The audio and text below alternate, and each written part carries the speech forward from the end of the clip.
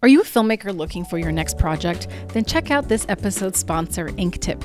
Every great film starts with a great script, and if you're a filmmaker, Inktip makes finding that script easy. Whether you're looking for a thriller, a contained drama, or a high-concept genre piece, Inktip's searchable database and weekly pitches help you find exactly what you need. With over 400 films produced from scripts discovered through Inktip, there's no better place to find your next film. And best of all, it's free for filmmakers, so why wait? Visit inktip.com/AngleOnProducers today to find the right story for your next film. That's inktip.com/AngleOnProducers. I was thinking of our coffee date and all of the people watching that I was particularly doing during that coffee date. Yeah, Toluca Lake is where it's at. And it made me wonder if for you as a writer, do you have like a place you go to people watch? Is that part of your process intentionally? It's not intentionally part of my process, but I do think I spent a long time in New York, so there was a lot of like coffee shop writing for sure. Yeah. And then the coffee shop I lived in, like in like East Williamsburg, so it was very like let me watch all the weird artists, including myself. Yeah. And then I feel like Canyon Coffee is the like weirdest spot in LA to see people who are either slightly famous or want to be slightly famous. So that's my favorite. Like, whoa, what are you guys doing here? Yeah. Spot. Yeah. But not so much for inspiration, just for gossip, I feel like. Okay, just for the gossip, yeah, the tea. Exactly. Do you have a place that you like to go to write? Like a public space? I find that I have a hard time doing it, honestly. Like I sort of work from home, and I try to work like first thing in the morning. And so I think the act of like, let me get my stuff and get out and get in the car, like it sort of dilutes the, if I spend an hour and a half like getting into it, it just sort of slows the process down. And I think I have a better time just sitting at home, honestly. Yeah. So how did your love for storytelling begin? Will you take us back to that seed? Is there one seed particularly? There are many seeds. I mean, my family grew up, I grew up in Northern California out in the suburbs. So we were not like a movie or film or arts family. My dad was a car dealer. But my parents loved the movies. And so even when I was a baby, they were like taking me as a thing to do. And it was a place where I would be quiet. So they were like, great, let's do that. As a baby. It worked from the very beginning on me. So I know that like some of the earliest movie memories I have which sort of date me to like an exact time period, but like Batman Returns and Dick Tracy, the like very end of 80s, early 90s are things that I saw like way too young, and I think like imprinted on me. I just rewatched the Batman movies and was like, oh, this is like deep in my psyche in a way that I didn't even know. Yeah. So I was obsessed with the movies, but I didn't really realize anyone made them. And then my dad's car dealership had a video camera that was for recording the cars for like insurance companies, like if they were damaged. And my brother and I were like, we're going to take that camera and use it to like make movies. And that I think was the like, oh, you can just like do it. You can just make stuff. Yeah. And that was sort of like middle school. And I think from then on, it was sort of, how do I find a way to be the person making the stuff that I love so much? Yeah. So what was that realization that like, oh, you can do it professionally, and then here is one of the many pathways, because you eventually go to NYU. So like, yeah, DVD extras. Honestly, like I loved watching movies, and it, I think became a big movie fan in the peak of DVD like being a thing. I remember watching like the Fight Club DVD, which had like 3 or 4 different commentary tracks. Like anything that had that, I was like, I'm going to watch all of them and watch it over and over. And so I think that was sort of the I don't know, gateway drug for like, maybe I could go do that too. I feel like those like companion podcasts that are sort of really rampant, certainly in television, I wouldn't say in movies, have become like the new version of that. Totally. Yeah. I think if I was starting up now, I would be listening to, the Office podcast or whatever. And like, oh, how did they... Or the Angle on Producers podcast, of course. How did they do it? How did they do it? Check in weekly. Yeah. But so then it's interesting because you have this love for film, but then you go to NYU, right? Mm-hmm. And you sort of take a veer right, and you get into theater for quite some time. Yes. I mean, I wanted to make movies, but there's something about making a movie that felt very, it's so hard. I mean, it's hard to make anything, but it's so hard to make a movie, and it's so expensive, and it's so time consuming in a way that it felt sort of impenetrable to me to like get the amount of favors I would need to go make a movie. And so I was in the dramatic writing program at NYU, which is a great program, but is very separate from the film students. You don't really get to interact. If I wanted to go make something, the people I knew, my freshman year roommate, everyone I was friends with were sort of actors. And so I would talk about, oh, I want to go make a short, or I want to go do this feature film idea that I have. And they would be like, just write a play. Like if you wrote a play, we could do the play. We don't really know how to help you make a movie. And so I had a movie that I had written like in school and didn't know what to do with. And my friend Daniel at the time was like, could you do this on stage? Like it was a creature feature about slugs that attack a town, very kind of Little Shop of Horrors. And he's like, just do it as a play. Like the monsters are puppets. Like, let's do it on stage. And the idea of doing a play that felt like a movie was really exciting to me as someone who wasn't that interested in theater. And so I kind of got talked into it and then really loved it. I loved getting to work with everybody and make something and being in the same room and answering problems, to like coming up with solutions together in a way that like sitting and writing a script wasn't quite as fulfilling to me. So it just sort of like hit this thing I really needed, which was like the collaboration part of the process, and sort of sucked me into like, oh, could you do more plays like this? What would theater be that I, as not a big theater person, would like to go see? And I think that that's usually kind of how I approach projects, is like, what's the version of this that I haven't seen yet or that I would want to go see?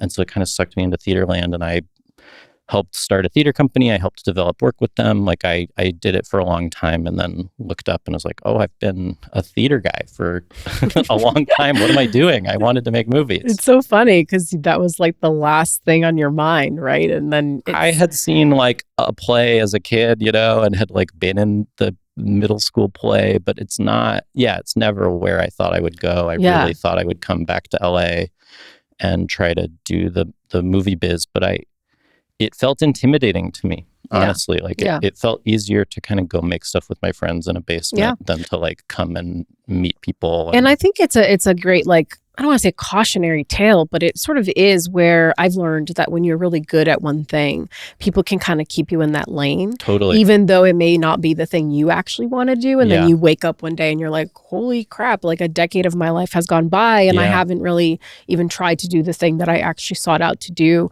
Like, how many years then were you in the theater side of things? So I was at NYU for 4, and then I helped start this theater company and worked doing that for 6 more years after college. So it was a decade of New York, like, before I kind of was like, why am I here? What was my decision that got me here? And so then what were your takeaways from all that work and development in theater specifically that you would say you brought into Hollywood, and how you started to approach development over here? I mean, I think it helped me tremendously to have to answer questions, right? Like, I think when you're writing, especially for film, you're kind of siloed and you just do it by yourself. And then the traditional Hollywood system sort of is like, great, send us the script, bye. And so you don't actually get the experience of like sitting and talking with the actors and the director and the designers and everybody, and sort of needing to answer like, wait, why does this thing happen here? Like, what's the point of this? And is it essential? Like, could we do it a different way? And so I think getting to work really closely with other collaborators was really valuable, and sort of taught me so much about like what I really care about and what really matters in making something.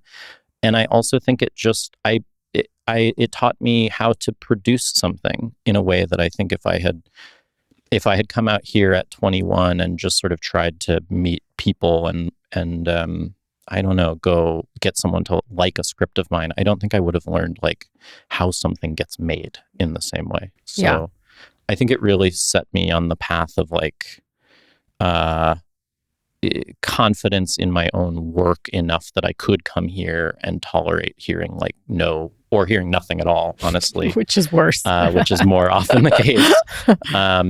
I think I don't think I had the tolerance for that, or like believed in my creative ability enough. I think it took a few years of people, liking me and wanting to do stuff with me. Well, and executing, right? Being able to get it up on its feet, and maybe it's not perfect, and you go, okay, that's the thing I do different now, and you're sort of reiterating and learning about your process too, as a writer, as a collaborator. Yeah, I had a lot of friends who moved out of here right after school, and anytime I would ask them, like, should I go? They were like, I don't know, if you're busy, if you're like making stuff, like, don't come here. I'm just sort of waiting for people to like call me back. It's so interesting because that's also what led me to producing. And the first thing I produced was also a play, because theater was my first love. Yeah. I mean, movies are where like I fell in love, like a dark theater. Like Nicole Kidman was speaking to me. Okay. Me I came to that place for magic, for sure. I know it's camp, but I was moved originally. Okay. The first few times I was like, I am seeing, like, she knows me so well. But no, like when I realized how long it takes and how much is in other people, the ball's always in someone else's court, it drove me crazy, because I'm like, I did not come here to sit around and wait by a phone, when that was a thing people actually still did, like for the phone to ring. I was like, I have to be proactive. And to your point, like mounting a piece of a play, theater that I did not write, an existing show that I licensed, was a lower hanging fruit, a lower sort of like risk financially to go see what could happen if I invested this energy over here. And it's a format that I knew. There was just a lot more that was accessible, I guess. And I learned a lot from that experience that set me on my course too as a producer. But yeah. I don't know why it felt less like an industry that had a gatekeeper that I needed to go get permission from. Yes. You can just rent a room, like a play can happen anywhere, and you can just be like, here's where the play is. The idea of getting to go do a movie involved so many additional steps and people and gatekeepers and permission seeking that I don't think I had the emotional capacity to handle at 21. I think I came out here and visited and met like a cousin's friend who was an agent, and they were like, yeah, your script is okay, but like you should focus on like doing one thing. And I was like, I don't like this at all, I'm going back to New York. Like I couldn't deal with it yet. Yeah But then you eventually were ready, because here you are. I was eventually ready.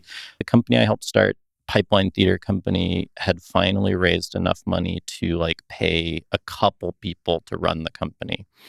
And it was this sort of like, wow, we got everything we hoped for and wanted, and like this will become our futures. And it was sort of this like crystallizing moment for me of like, wait, like that wasn't the future I intended to have. And so I was sort of going through a crisis of like, what do I want my career to be? At the same time that a friend of mine introduced me to my now manager here, and it was the very first person outside of my theater friends who was like, I like you, come do stuff with me. And I think I just like really needed that to try like make the leap. And so just having one person in LA is like vote of confidence. It's all you need, like, honestly.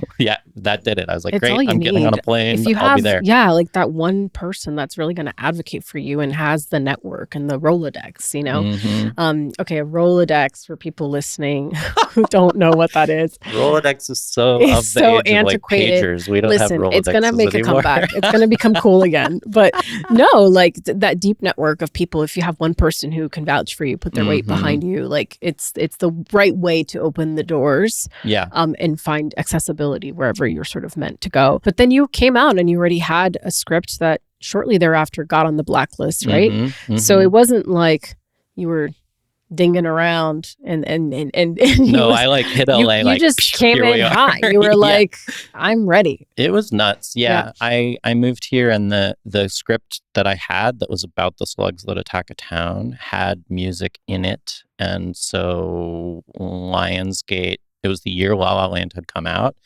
And so Lionsgate read it and was like, this could be a musical. Let's option it. And so I moved here. I signed with my manager.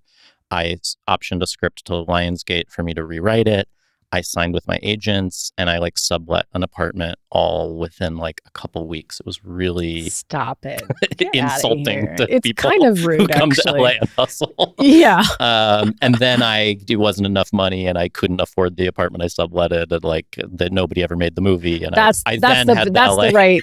That's usually what we hear. I then had the LA experience, but my first couple weeks here were like, wow, you're like, the this dream. is so easy. Like, what is everyone saying? What have you all been doing here? Yeah, you guys are. Yeah, just go theater first, and then clearly that's solved. Yeah. So you had some like huge wins off the bat, and then some sobering realities There's come for bumps, you. But yeah. you know, such is this industry and this career path. Yes. Though I think you got that lesson real early. Yeah. How did you navigate that, like clobbered. that high and that low, all so quickly? It's such a wild thing to like get the first sort of like, we'll pay you to write, and it was more money than I had ever than like all the theater I had done. And I looked at it and was like, oh, this won't actually like pay for me to live in LA for a year. Like, this isn't going to solve the problem. So the high and low, I mean, really was like a 24-hour period of like, oh, wait a minute, I have to do this like 2 or 3 times. Yeah. Which was nuts. I think I love making stuff. And so I think the thing that has sort of bolstered me through how painful and challenging and slow it is to make stuff is that I love doing it. And I did it for a long time for nothing in New York. I had other jobs. It was not what paid the rent. What were some of those fun jobs? I worked in sales. That was like the best job, I think, in preparation for Hollywood. I was one of the people who on the street would stand there with a table and be like, hey, could you sign up for this thing really fast? Oh, wow. On the streets of New York. I was an assistant at a reality TV company before that. And I immediately regretted taking the job. Like day one, I was like, not for me. Don't like this. It was really hard to it's hard to be someone's desk and like be there all day and be tethered to it and then have any energy to go do your own thing. Mm-hmm. And so I almost immediately was like, I got to find a different job. And I quit that job. And my parents were like, what are you doing? You got a job in TV. Like you're on the ladder. And I was like, you guys don't understand. I don't want to be on this ladder. I hate this ladder. Yeah. And so I got this job that all my actor friends had, which was like commission based, just stand outside. And it was super flexible, required you to like be incredibly focused. But then when it was over, you were just like done, not thinking about this until I'm back at work. And that for me was so much better than the sort of more traditional, like, let me try to work my way up and into the industry. Mm-hmm. It just felt easier to me to be like, nope, I'm going to have a different kind of thing I do. And then like, I'll go make my projects for fun. Yeah. And I think that like, this is for me and for fulfilling a thing that I care about has been, the thing that's bolstering anytime like the whole thing falls apart. It's like, well, I still like doing this. Like I would do it for free. I've done it for free for a very long time. So like if someone is like, nope, not interested, I at least have the like, okay, but I will sit back down and do it again because I'm a sicko and I can't help myself. There's a lot of themes in your work now that you've had a couple of movies out that I find interesting. This persistent theme of like isolation, loneliness. Yes. Obviously within big sci-fi concepts, but always through intimate relationships. I'm curious if that's like a conscious brand you identified for yourself or what kind of just keeps pulling you back in. I had to write a lot of mission statements when I was in theater because you're constantly applying for like grants and fellowships. And so I think in doing that, I sort of every year or two when I did that had to look back at like, what did I write and like why and what was it about? And I think that it was a really useful exercise to not as I start something, but after the fact, start to notice the pattern and be like, oh, there are clearly themes that I'm drawn to. And I think most artists tend to, through their work, like poke at the same couple wounds that they probably have over and over. And you're kind of investigating the same issues, I think, from different angles.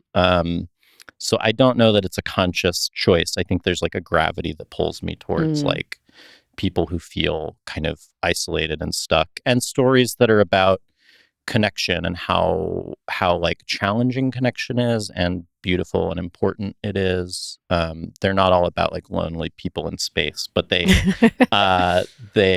often a sense of like how important it is to try to connect to other people. Yeah. Yeah, I watched the short that you directed that was like this choreographed. It's all about connection. It's all about that. And it's so interesting how, like, you're right. Like it explores a lot of these themes.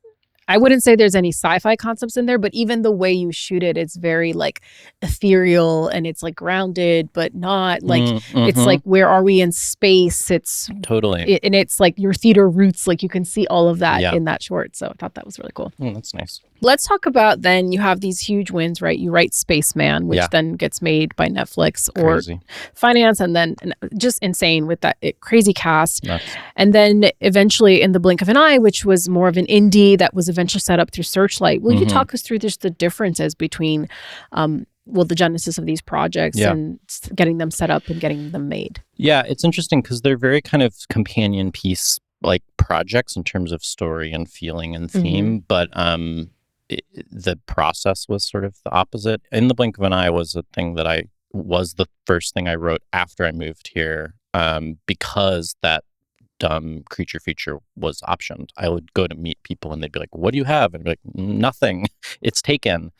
So In the Blink of an Eye was me just by myself being like, what do I want to write that would be something I've never seen before? And it's to this day, the only thing I've sent my manager that he just was like, yeah, great, let's send it out. Like everything after that has been like, I have some thoughts and some notes and maybe we could develop this. So I again had the like false hope of like, oh, it will always be this easy. Yeah. No, it was a lucky script. And then it was on the blacklist. I had 1 million meetings about like, who does this? How do we do it? How does it work? Really cool script. Good luck. See you later, kid. And learned that so much of the business is about like the risk management of like, I'm not sure I know how to do this. And like, until someone can convince me there's a path, I'm not sure how to help you. But it was a great script and got me the meeting that became Spaceman, which was a book that the producer had read. It's based on this book, Spaceman of Bohemia. And that was just sort of like the full inverse where I read the book and was really moved and met with the producer, and we went and sort of proposed the script as like, could this be a tiny little moon level science fiction movie? Like it's a man alone. How, like, if you construct it in the right way, it could be like a Swiss Army Man level movie where it's kind of just a buddy story in space. And so the pitch was sort of like, do that in space. And the financiers, I think, were like, yeah, I mean, for an inexpensive movie, let's see. And then when I wrote the script and Johan wanted to direct it and Sandler wanted to do it, it like really quickly went from like, we're going to make a tiny little movie that maybe 10 people will watch to like, no, like this is a big machine. Yeah. And so all of that was sort of happening while In the Blink of an Eye was just sort of like, I would go meet a new director and they would have some thoughts about it, but not really know what to do, or a new producer and they would have some thoughts about it, but not know what to do. And then when Andrew Stanton, who directed the movie, eventually met with me, he was the first person who was like, I get it. I love it. I want to protect it. Like, let's go do it. Let's write. I'm going to make a budget. Like, let me find a producer to help me with the budget. Like, let's just go. And I think that like, we need to just start is kind of like what has to happen with every movie. And it's really hard to find the person who's just like, no, let's like go. We're going to do it. Yeah. And so Andrew had that, and it was the first person who I like heard that and believed it and did it. And it's a 10-year journey, really, from the script being on the blacklist, right, to now premiering at Sundance and being out. So what does that timeline teach you about patience and stubbornness? You know, it's just wild how long everything takes. Yeah, I mean, even as we were making Spaceman, which happened in the middle of trying to figure out In the Blink of an Eye, that movie took 4.5, 5 years. Yeah, and our producer at the time, every step of the way was like, this is moving fast. We're moving pretty fast. And every time he said that, I was like, what are you talking about? That's crazy. And now that I've done it twice and one was 5 and one was 10, they don't all take that long. Yeah. But like to do something that's different and ambitious and like challenging is, this is a career for maniacs, kind of. Like you do have to have whatever illness it is that you're like, I can only do this, and this is the thing I care about most. Yeah. And I don't think you can like instill that in someone. They have it or they don't have it. It's the Sisyphean journey of like pushing the boulder up the hill, and you get to the top of the hill eventually, and there's just a bigger hill. Yeah. That's exactly right. Hey, thank you so much for listening. If you're enjoying this episode, please subscribe wherever you get your audio-only podcast. And if you're watching this on YouTube, please subscribe to the channel, leave a comment, hit that like button, whichever version. And if you want to go even further and deeper, I hope you'll head on over to angleonproducers.com to subscribe to our Substack, where you can find way more offerings, community gatherings, mixers, events here in LA especially, and ways for us to connect deeper. Thank you so much. Enjoy the rest of the episode. I want to talk a little bit about the pitch process because, it's nerve-wracking. And selling a pitch is like an exhilarating experience, right? Mm-hmm. But it's only the beginning of pushing those boulders uphill. And a lot of folks who maybe are newer to the industry don't know or realize that when you sell something, it doesn't mean any money is usually attached. Even though the word sale it's just would like, lead one to think, it still is like, hey, do a lot more free work until we get to this part that unlocks money for anybody. Yes. So talk a little bit about that. Like, how do you keep your head in the game, right, when things take so long? And how do you really navigate the pitch process? It's so hard. Everything I've ever set up or sold, anytime the deal has finally happened, which does always take, like, you're like, great, we all want to do it. And then just to get a deal done takes 6 months, 9 months. Anytime that has happened, I end up getting on the phone with everyone and we all are sort of like, now we have to do it. Like there's like a whole, you feel like you're done and it's actually like, no, like all of this was the preparation to begin the process. Yeah. And so you spend a year developing an idea and then 6 months to a year pitching the idea and then 6 months to a year trying to figure out if someone wants to do it. And then you can start. And that's like such a crazy life cycle to have to deal with. I think the only thing that can keep you sane in Hollywood is sort of like refusing to wait around for people.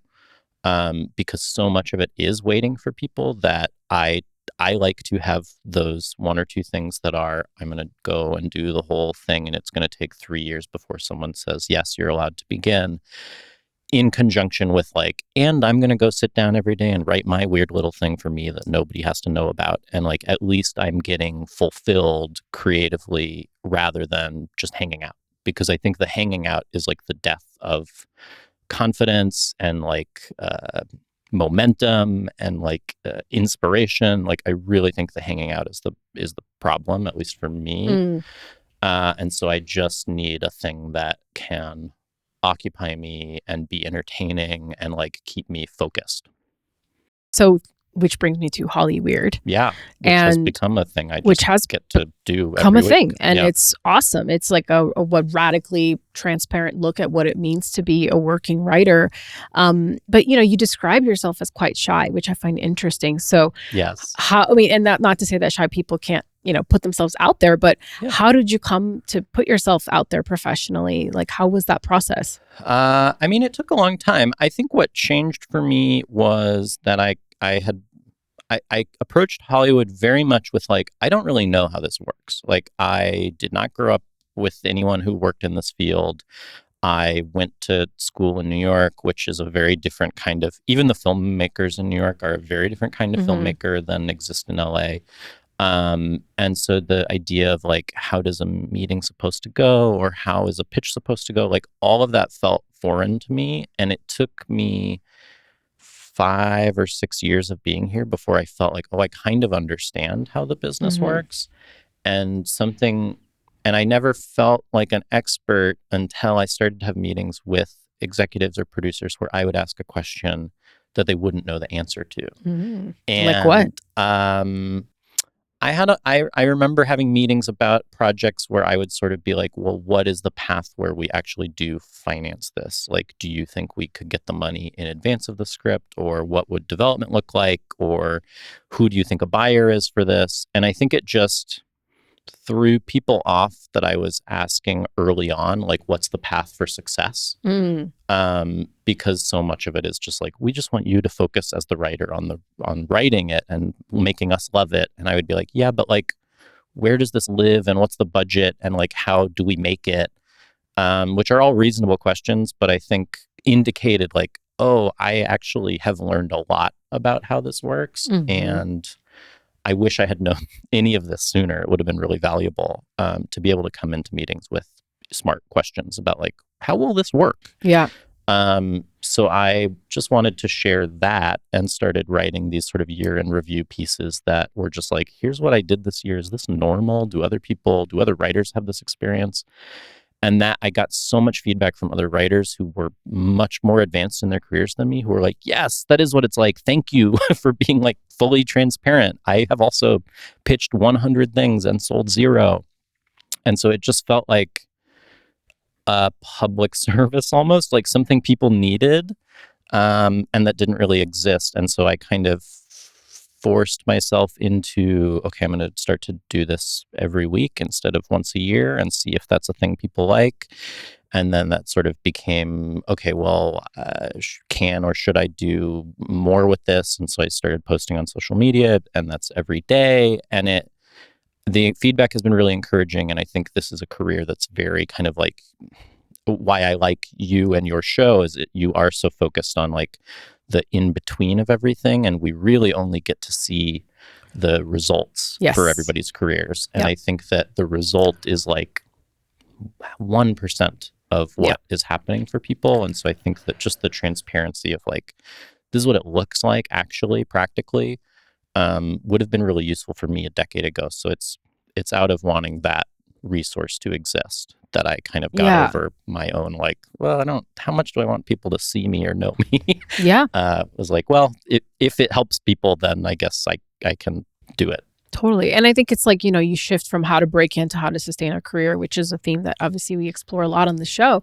And I think it's like when I started really actively producing, even like Deadline and Variety and some of these, when you get published in the trades for some accomplishment or some movement on your project, I always thought that was like in real time happening, but often it's like, oh no, they already shot the movie. They're releasing it now, but they're already in post, and you're just like super behind on everything always, and it creates this perception of like that's all you know about, like to have your finger on the pulse of what's really going on. And again, how even that is like a lot of smoke and mirrors, absolutely, which our industry loves. And so I would love for someone to do a recon of like every announcement that's been in the trades that hasn't gone anywhere, because that would be a fun little fact-finding mission, because I think folks can feel, stifled or depleted or perhaps discouraged by looking at, oh, this writer is always clearly selling something, right? But you're like, yeah, but they're not getting the money necessarily, right? So there's always like an and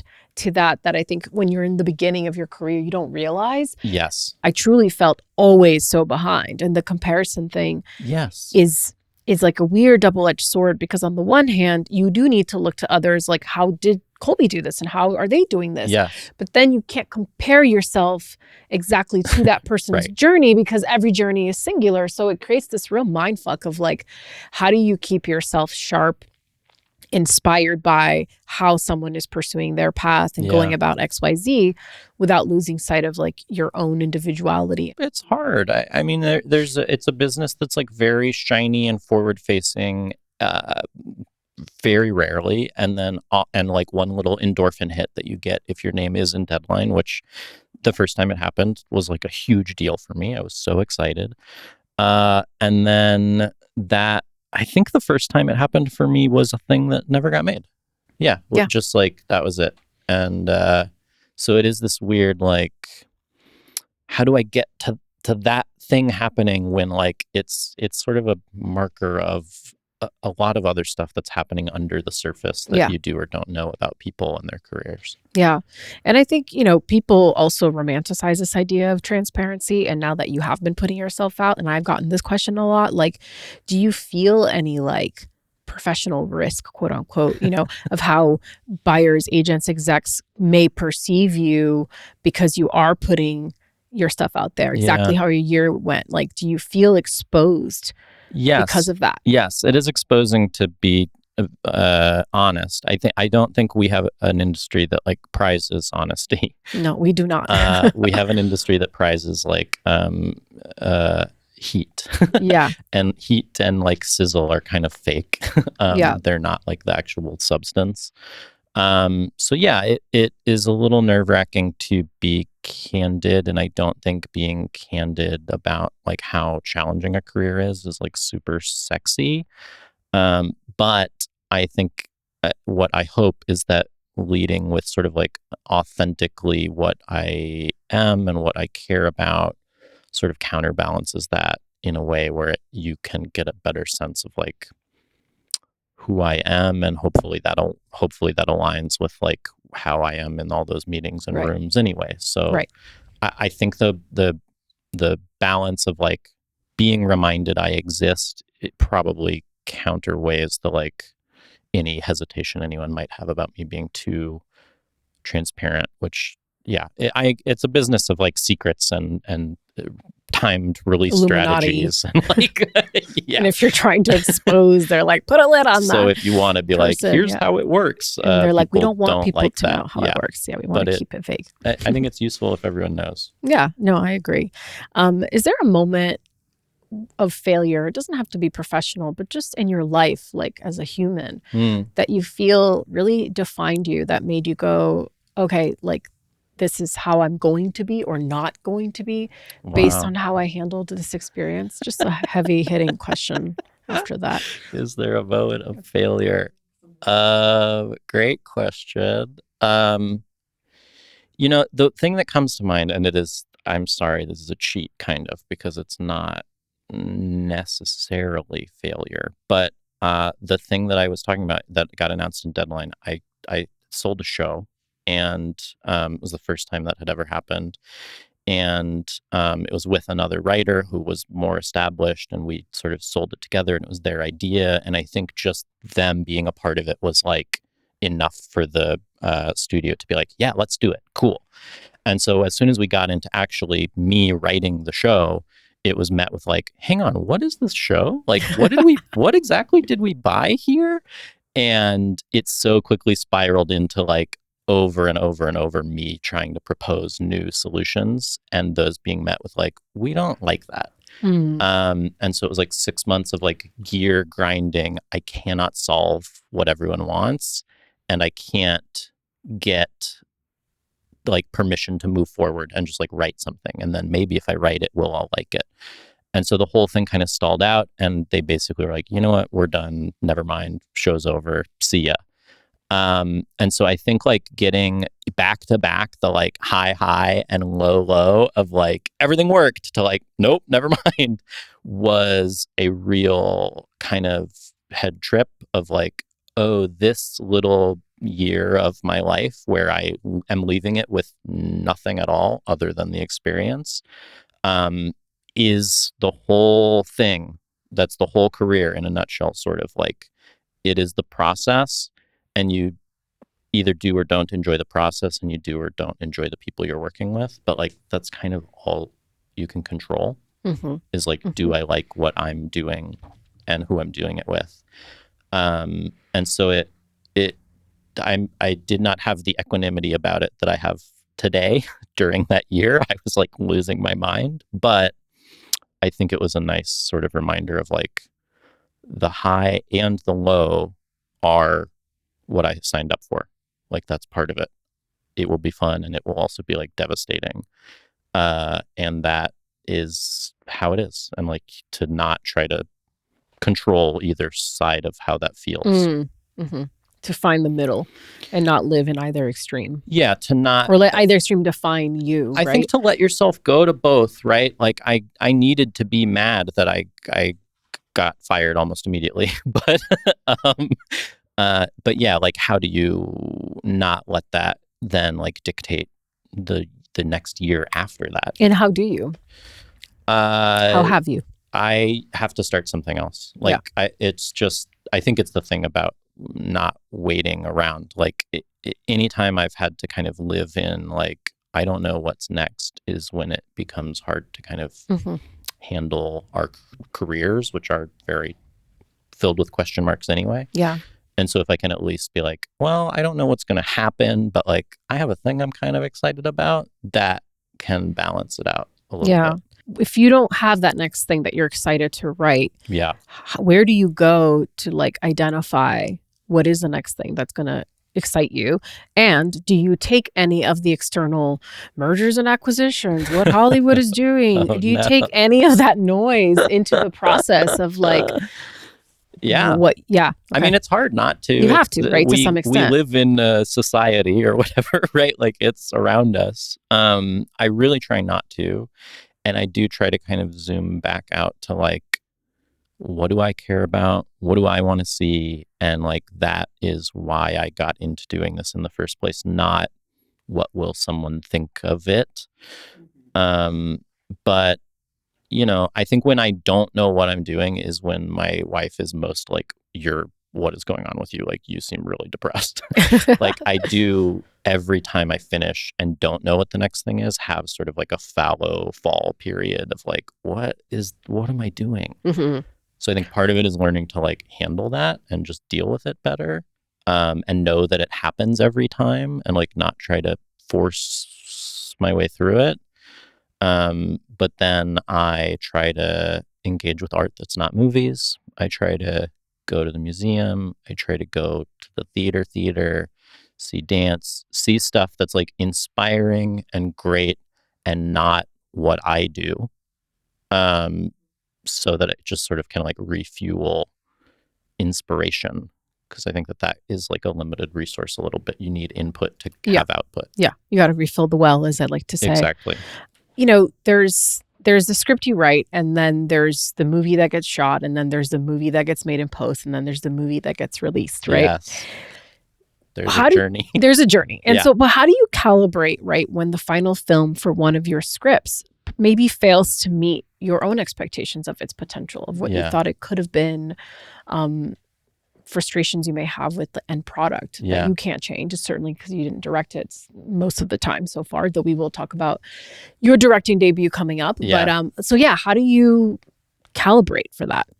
You know, the plight of being the writer is such a peculiar career, because in kind of every other medium, when you are the original artist, it basically hews to what you wanted it to be, right? If you're going to paint a painting, you paint the painting.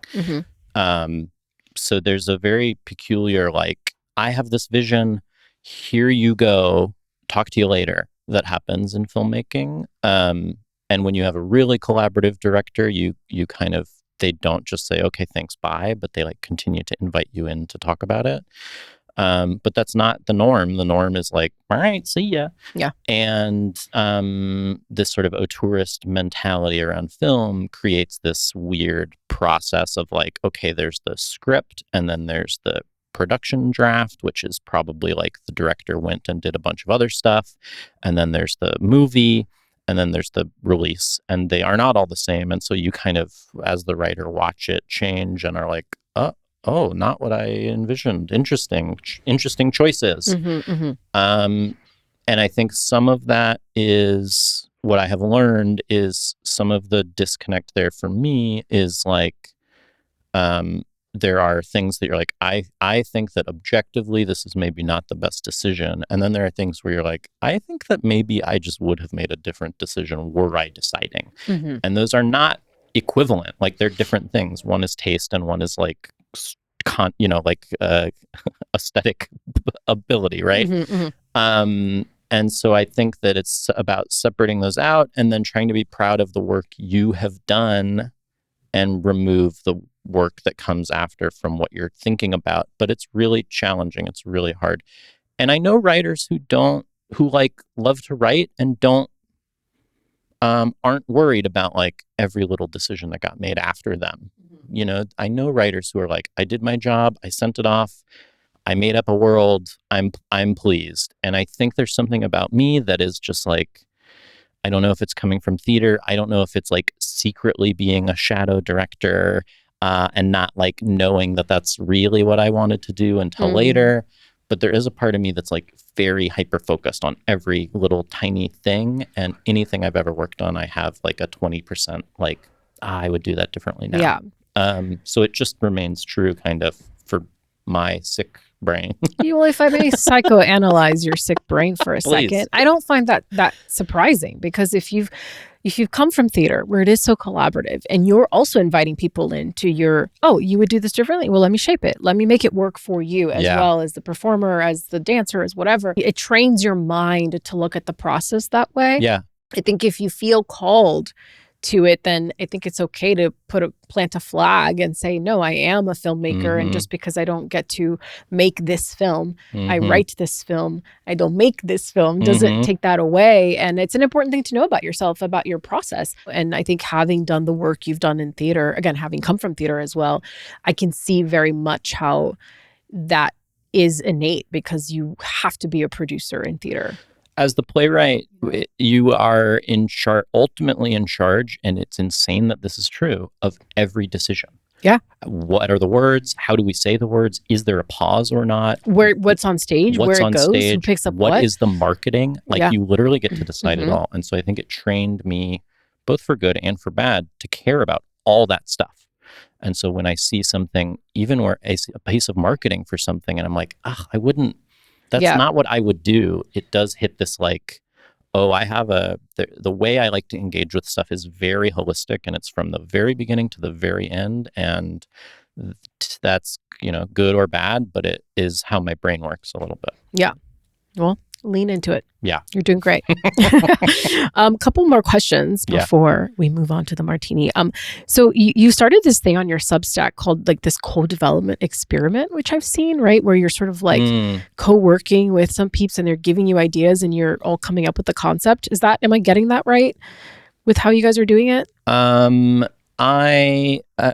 Maybe not. I had sort of like two ideas for like, what do I want to do next? And I sort of I did just sort of put in my newsletter like, which of these should I do? Yeah. And got a lot of votes, and it was really interesting to hear everyone's opinions. And yeah, so it is sort of like the next project I want to write is what the votes were, but it's a little bit less let's all collab together, and a little bit more how do I be as transparent through my process as possible, in a way that sort of lets you into like, here's how I pick an idea. Here's how I'm going to try to outline the idea, like really go all the way through making the movie. And then I started that and got a job in TV, and was like, I have so much other stuff to do. I'll come back to You're this. like, sorry, just kidding. But it's next up in what I want to do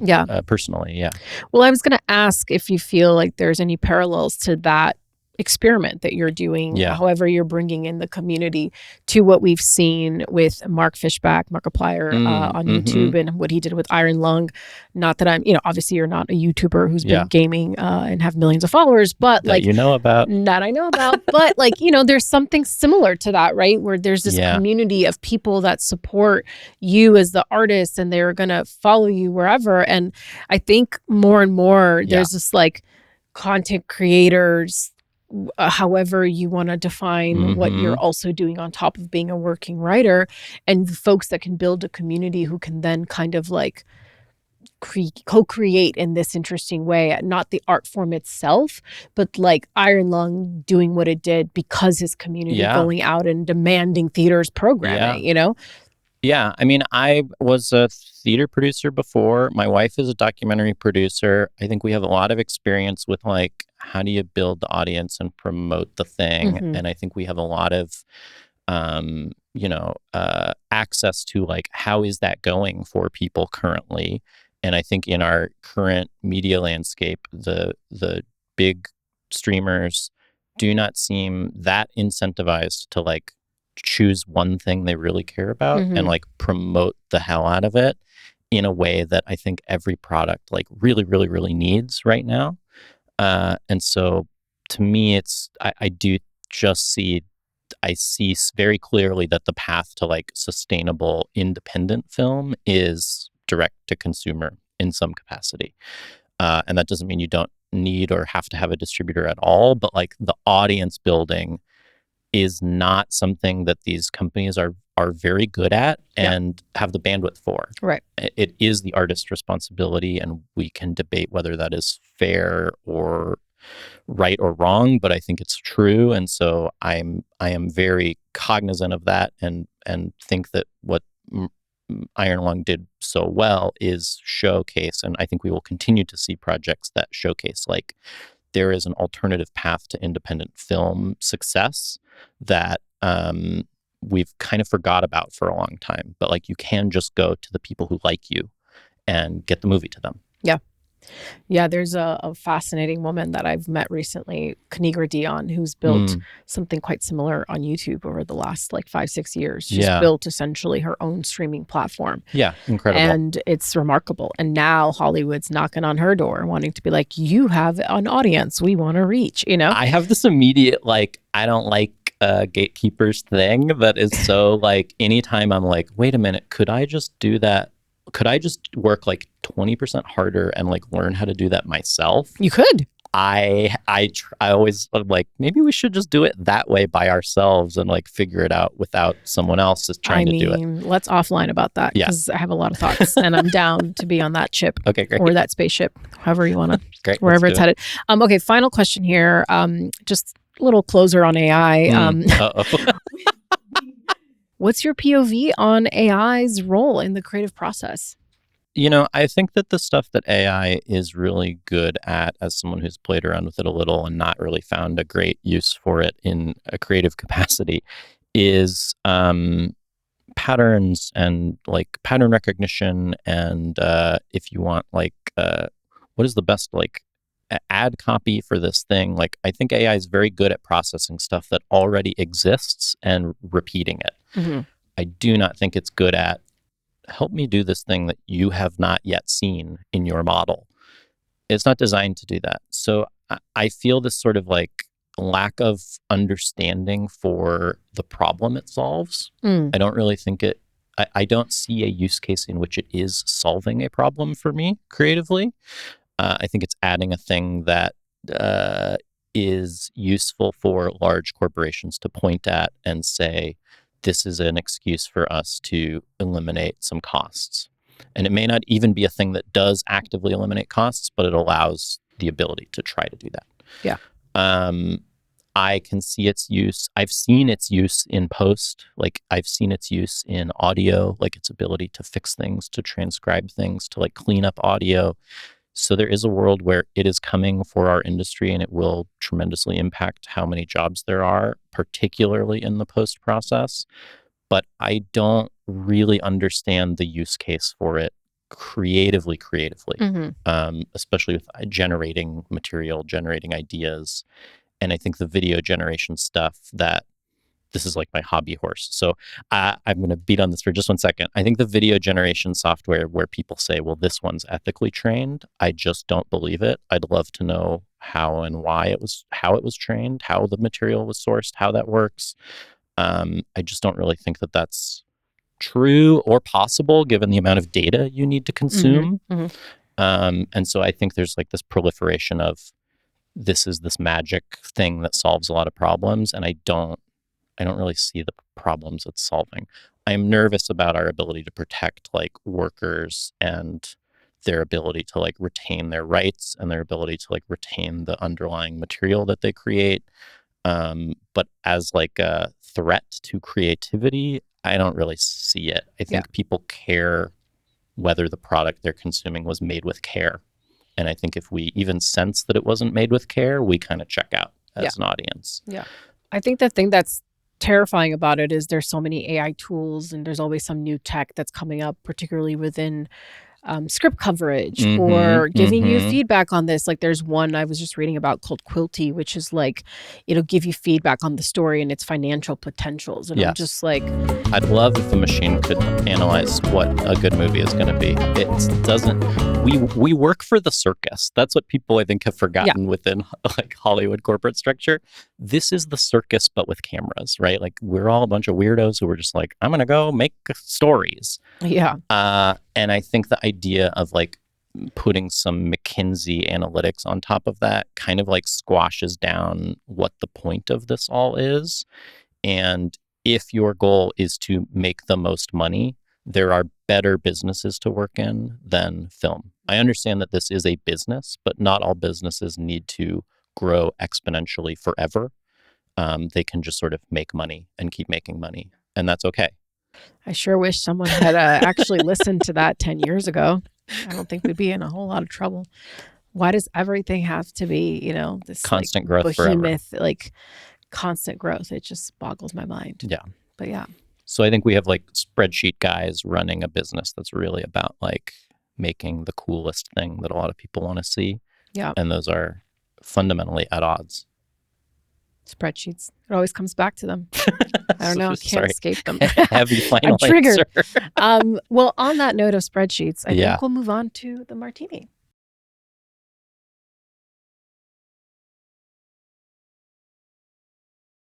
What is your favorite unproduced screenplay or novel that you've ever read? Oh, wow. So this is a half in between answer. I'm obsessed with Jonathan Lethem's As She Climbed Across the Table. It's a novel. And I know that it has floated around Hollywood for a really long time as like, could this be a movie? I don't really think anyone is making it currently, but it's one of those things that I like think about a lot. I check on the rights every year.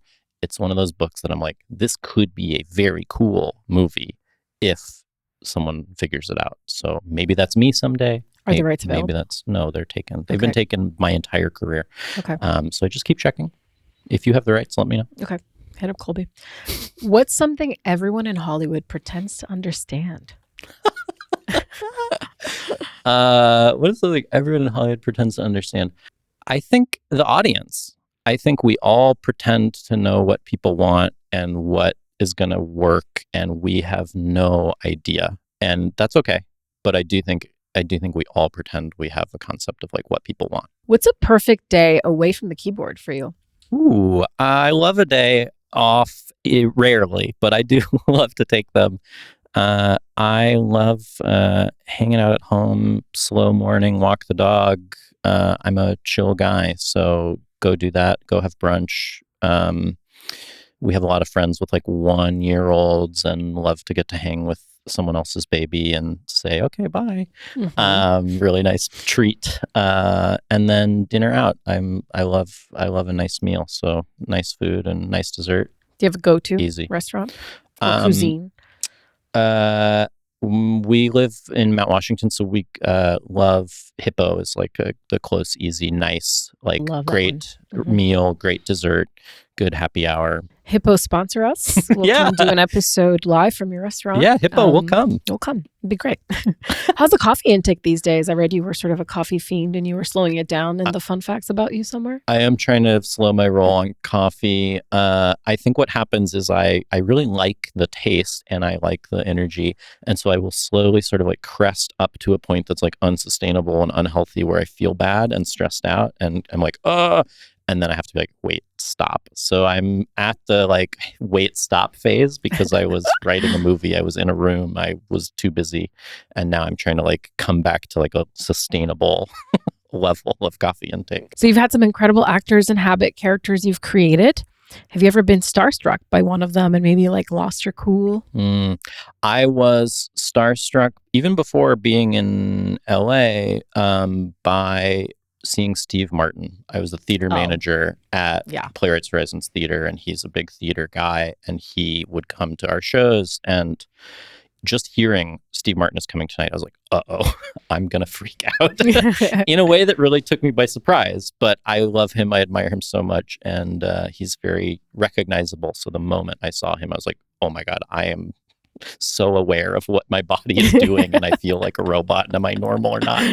And I'm sure he has no recollection of me helping him, but I will forever remember how like nervous I felt moving him back and forth. Understandably so. Okay, so early in your career, you had a short stint in late night. Is that correct? Okay. That's correct. Do you have any talk show worthy stories from that experience? Ooh, talk show worthy. So it's not a full story, which is a bummer, but I remember very distinctly, which is very sweet of him, and this dates me as well, being at the Daily Show as an intern back in John 1.0 days. And John Oliver still was a correspondent there. And I remember not understanding how their complicated coffee machine worked. And John Oliver being in the kitchen and being like, oh, let me just show you. And like, this button, this thing, these are the pods. Because it was the beginning of like pod coffee. And he was so sweet and so friendly in a way that I was like, oh, thank you. I'm the intern. Really will stick with me as like, thank you, John, for teaching me how to make the coffee here. So perhaps he's to blame for your coffee addiction. Honestly, I'm just saying, you heard it here first. John Oliver. Unbelievable. You'll soon shoot your feature directorial debut. Yes. The Comedy Hour. Yes. With Tim Heidecker and Tatiana Maslany. Yes. Can you give us the elevator pitch that got it greenlit? Oh, well, I worked in late night long ago, and I think it's kind of a dinosaur that shouldn't exist anymore, as much as I love it. And Rude. My husband off mic. We don't need it anymore necessarily. And I say that as someone who loves it.